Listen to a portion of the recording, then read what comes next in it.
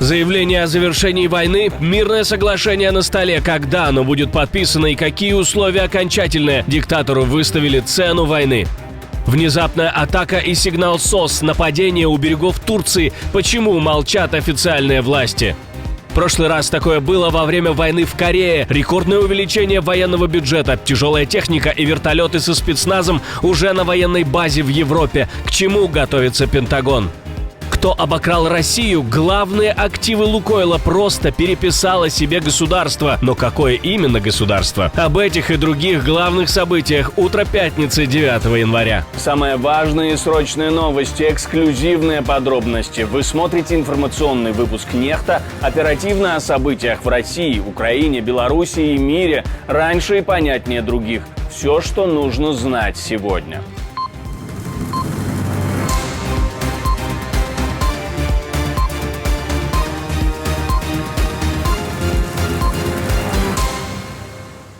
Все можно выезжать за миром, ну или хотя бы частью. Все выглядит как нельзя лучше, пока не начинаешь всматриваться в детали. Соглашение с США о гарантиях безопасности для Украины фактически готово к финализации на самом высоком уровне с президентом США Дональдом Трампом. Об этом заявил Владимир Зеленский после доклада украинской переговорной группы.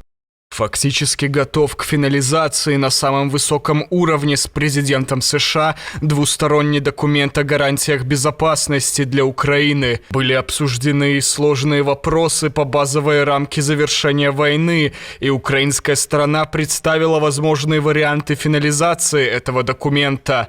Понимаем, что американская сторона будет общаться с Россией и ожидаем обратную связь, готов ли агрессор реально заканчивать войну.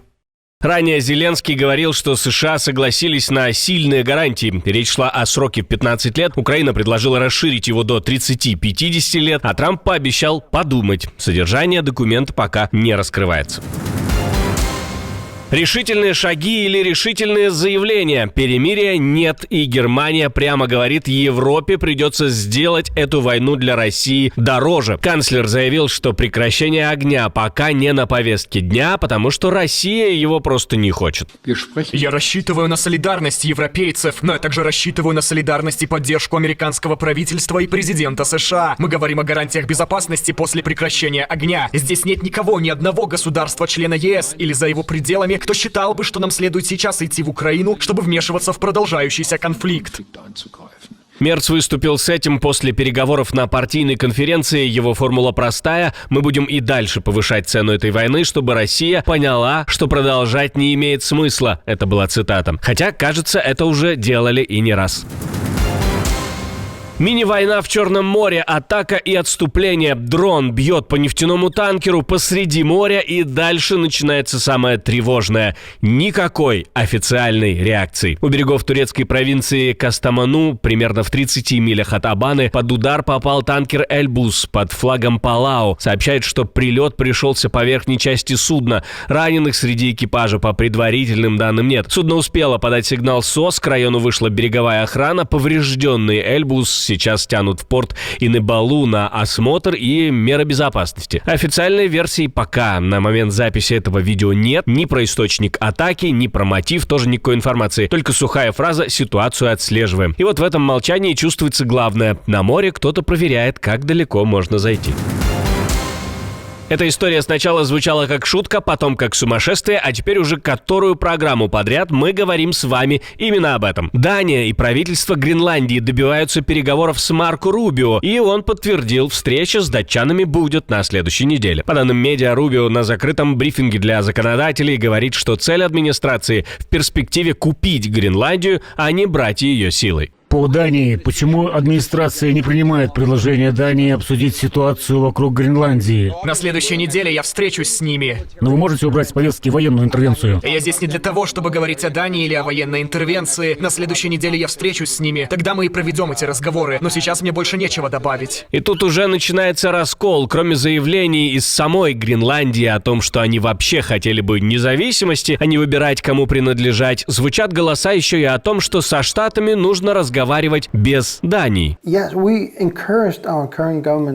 Да, мы призвали нынешнее правительство действительно вести диалог с правительством США без Дании, потому что Дания, выступая посредником или, как они, вероятно, из лучших побуждений, пытается сорвать любые разговоры о независимости и тем самым раздражает и Гренландию, и США.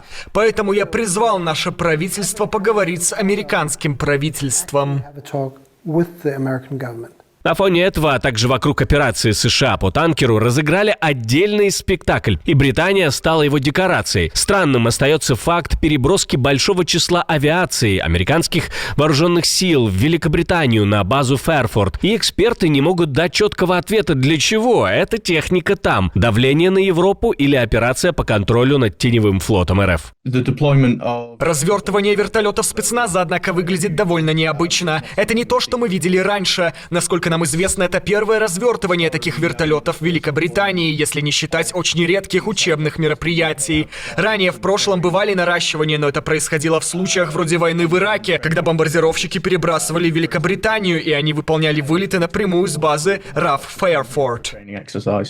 Сам по себе воздушный мост в Британию для США вещь постоянная. Транспортники прилетают почти каждый день и обычно садятся на Майлденхолл. А вот использование Фэрфорд уже сигнал, что происходит что-то нетипичное. Как думаете, что? Все-таки Гренландия или все-таки теневой флот РФ? Пишите в комментарии, не забывайте.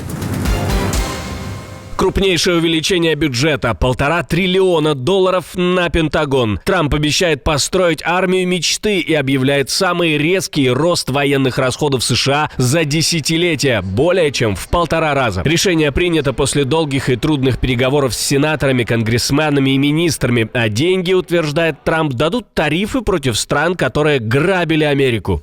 Это позволит нам построить армию мечты, на которую мы давно имеем право, и, что еще важнее, обеспечит нам безопасность и защиту, независимо от того, кто наш враг. Если бы не огромные поступления от тарифов с других стран, я бы оставил цифру в $1 триллион, но благодаря тарифам и колоссальным доходам, которые они приносят, тем объемом поступлений, которые раньше были бы немыслимы.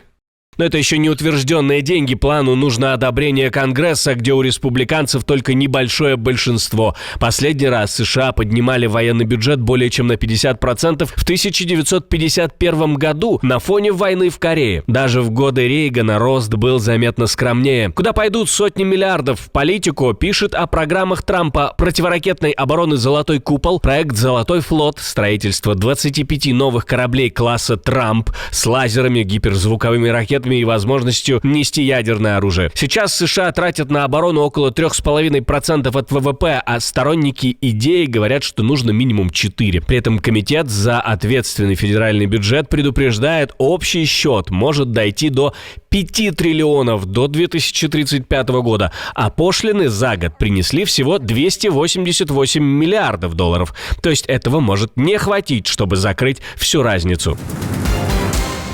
Крадут самое важное и самое дорогое, последнее. Ирак фактически забирает управление одним из крупнейших нефтяных активов Лукойла. Правительство одобрило переход оператора месторождения Западная Курна-2 к государственной Басра Ойл на 12 месяцев.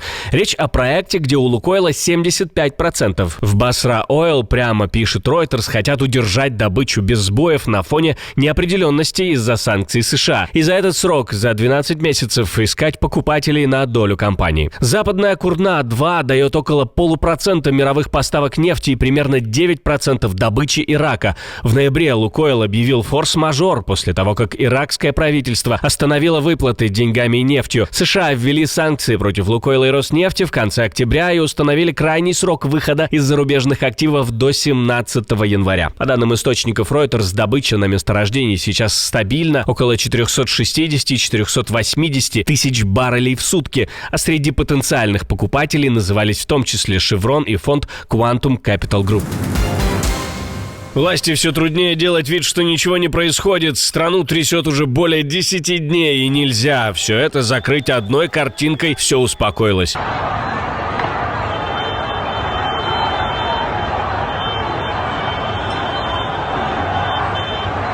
Национальный совет сопротивления Ирана и оппозиционные источники утверждали, что силы безопасности отступили из небольших городов Абданан и Малик-Шахи, а демонстранты праздновали на улицах с лозунгами «Смерть Хаменеи». Видео показывают толпы в Абаданане, но нет подтверждений полного захвата зданий или оружия. Слухи о присоединении полиции к протестующим тоже не верифицированы.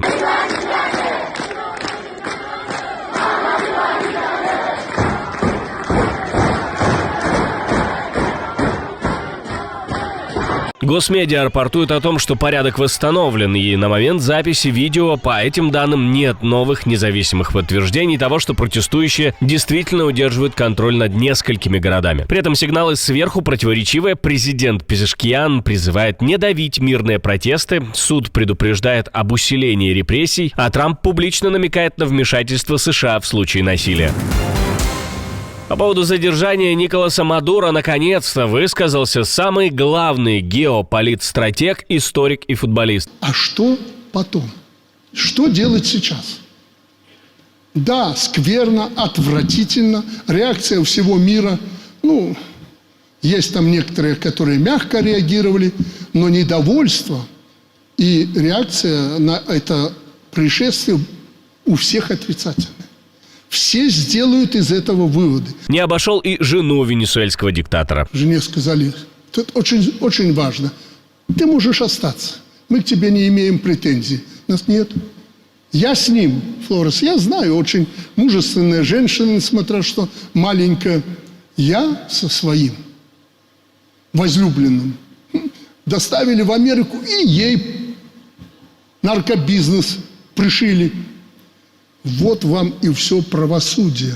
Получается, это именно та аналитика, которую мы заслужили. А в прошлом выпуске мы рассказывали вам про смертельный удар по экономике РФ, на который Трамп дал зеленый свет, жесткую риторику Белого дома и масштабные протесты в США. 2 крупнейших города провалились в темноту, а китайская разведка удивила американских конгрессменов. Мы также говорили о морских оборотнях, почему корабли массово меняют флаги и почему это больше не работает. Подписывайтесь, чтобы ничего не пропускать, и до встречи уже вечером.